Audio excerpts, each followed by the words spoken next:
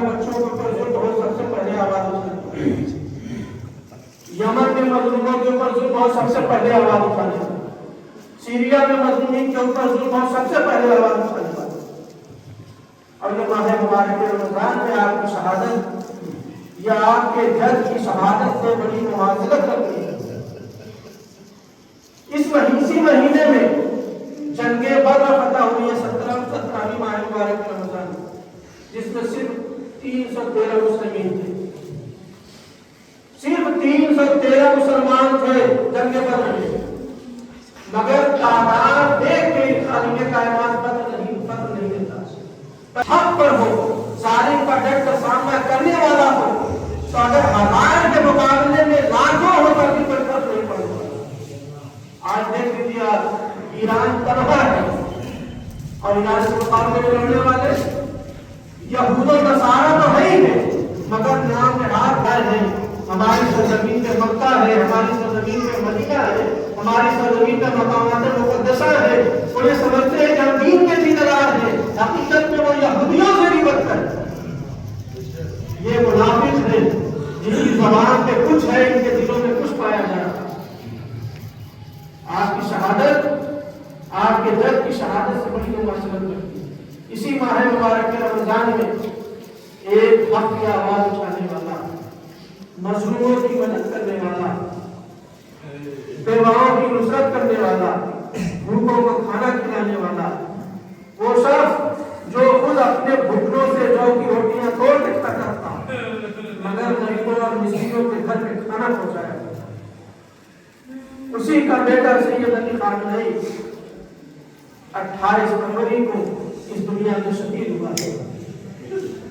اس کے حملے سے شہید ہوا، ان افراد کے حملے سے شہید ہوا جن کی قیمت، جن کے وہاں کسی کو مار دیا کوئی غیر نہیں۔ انہوں نے چھوٹے چھوٹے بچوں کو بھی مارا۔ فلسطین میں کیا ہے، چھوٹے چھوٹے بچے مار کے آگوں سے بچھڑ گئے۔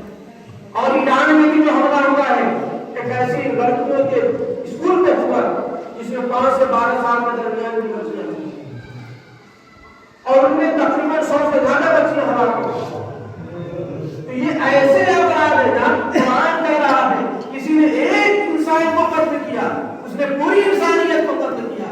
یہاں تو ہزار بچوں کے قاتلین دیے، ان کا کیا ٹھکانہ ہونے والا۔ عزیزان گرامی، یہ سید علی خامنئی یہ صرف شیعت کے رہنما نہیں، صرف شیعت کی آواز نہیں ہے، بلکہ یہ انسانیت کی آواز ہے۔ جہاں پہ انسانیت کے اوپر ظلم ہوتا تھا، انسانیت کے اوپر کوئی حرب آ جاتا تھا، تو سب سے پہلے ایران کی سرزمین سے آ کے اس پر مداخلت کیا کرتے تھے، آواز اٹھایا۔ اور عزیزان گرامی، آپ دیکھ لیجیے، جب تک زندہ کے ایسا معلوم ہوتا تھا کہ مشیت کے رہنما ہے، مگر شہادت کے دن ہی سے دیکھ لیجیے پوری دنیا کے کونے کونے میں ہر طرف کی آواز آ رہی ہے۔ یہ تو حق پرستار تھا، مظلومین کی نصرت کرنے والا تھا، بیواؤں کی نصرت کرنے والا تھا، چھوٹے چھوٹے بچوں کی وہی آواز کا اس کو شہید کر دیا۔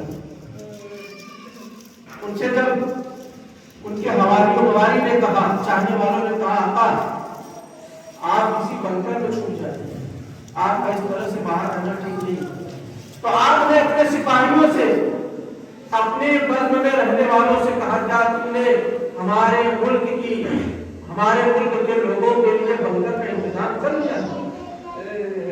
جب میرے ملک کی کروڑوں افراد میرے ملک کے سڑکوں پر رہیں گے، اپنے اپنے گھروں میں رہیں گے، تو یہ کیسے میرے لیے روا دیتا ہے، کیسے میرے لیے جائز ہے کہ میں بنکروں میں اپنی جان کو لے جا کر چھوڑ دوں؟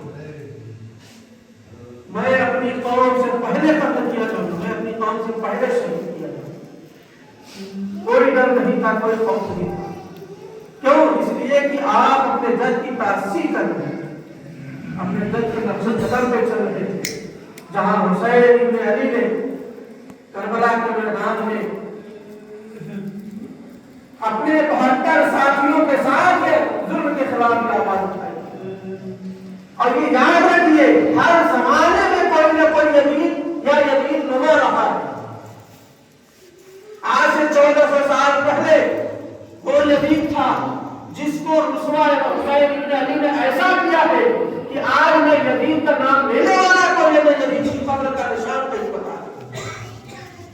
اور آج 1400 سال کے بعد اسی یزید کے ماننے والے، اسی نام نہاد یزید، آج کے دور کے یزید، آج کے دور کے حسین کے مقابلے میں آئے، مگر آج کے دور کے حسین نے آنکھوں میں آ کے ڈال کے کہا کہ کل 1400 سال پہلے میرے جد نے اسلام کے لیے اپنی جان قربان کر دی تھی، تو میں اسلام کی راہ میں قربان ہونے کے لیے بالکل بھی ذرہ برابر اپنی جان بچانے والا نہیں۔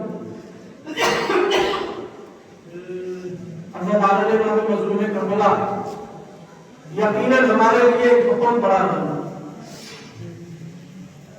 انسانیت، وہ افراد جو دل میں انسانیت کا دل رکھتے تھے، ان کے لیے بہت بڑا ہے۔ مگر آپ اس بات کو غور کر کے خبروں سے یہ معلوم ہوتا ہے کہ آپ کی شہادت کے بعد، آپ کے شہید ہو جانے کے بعد ایسا محسوس ہو رہا ہے کہ آپ نے خود شہید ہو جانے کے بعد ایران کو اور مضبوط کر، ایرانی قوم اور بھی مضبوط ہو گئی آپ کی شہادت کے بعد۔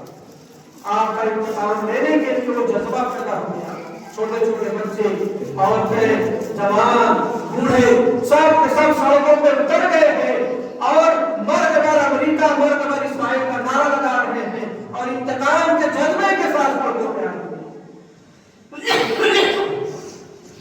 مگر اللہ کے گرامی، ان تمام حالات کے باوجود ایک ایسے سرپرست کا، ایک ایسے ہادی کا، ایک ایسے رہنما کا ہمارے درمیان سے چلا جانا بہت بڑا خطا، بہت بڑا خطا ہے جس کا پور ہونا بہت جلدی آسان نہیں۔ مگر ہمارے سامنے پرانی تاریخ ہے، اس مشتہات تاریخ کہ ہمارے اوپر جب بڑی سے بڑی مصیبت آن پڑتی ہے تو ہم اپنے آقا حسین کا تذکرہ کرتے ہیں، آقا حسین کے چاہنے والوں کا تذکرہ کرتے ہیں۔ آج آپ 87 سال کی عمر کے تھے، آقا حسین کی فوج میں بھی 80 سال کی عمر تھے، 95 سال کے بوڑھے تھے آقا حسین کی فوج میں۔ ابھی بن مزاحی یہ کون تھے؟ بچپن کے دوست تھے آقا حسین کے، مگر آپ کا سن 80 سال کا تھا اور آپ نے آقا حسین کے اوپر اپنی جان بے دریغ قربان کر دی تھی۔ عزیزان گرامی، یہ بہت بڑا شیعت کے اوپر بہت بڑا یہ صدمہ ہے اور ہم غمگین ہیں، اور آج کے اس دور کے یزیدوں کے اوپر ہماری لعنت ہے، اور ہم اپنے اس شہید کا پرزہ اپنے امام کی بارگاہ میں پیش کرتے ہیں اور اس مجلس میں ہم اپنے اس شہید کو یاد کر کے اپنے آقا حسین کا تازہ